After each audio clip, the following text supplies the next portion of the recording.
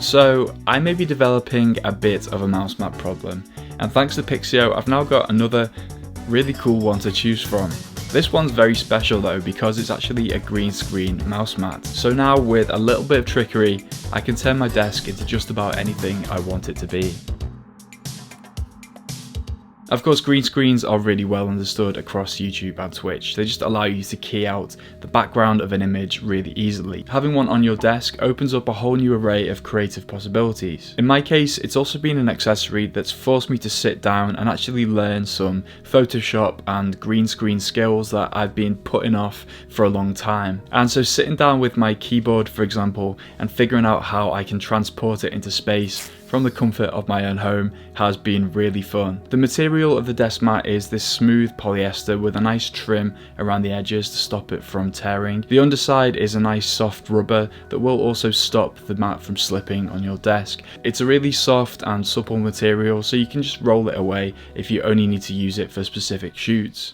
Because it is such a high quality finish, it's water resistant and very comfortable to use. It does a really good job of diffusing light, so you get a very even colour of green, which is really important for working with the images you create using this mouse mat. That's not to say you can import all of your footage into Photoshop and it will be perfect instantly. This is going to perform a lot better if you have good lighting in the room, and especially if the subject of your photo is touching the mat.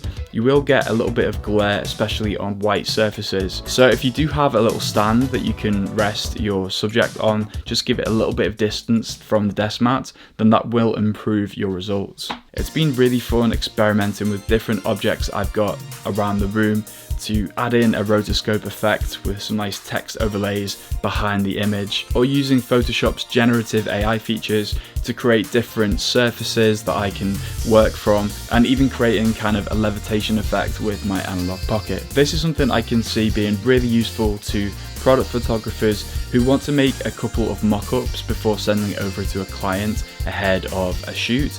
But for me, as someone who just doesn't have that much space or dynamic surfaces around the house, it allows me to just mix things up from time to time. Where the mouse mat really shines though is in those top-down videos, because unless you're holding something absolutely still and not moving, rotoscoping like this is really difficult without something like a green screen. It's just something that can add that extra spark to your content and help you to stand out, especially if you're doing some kind of tutorial content.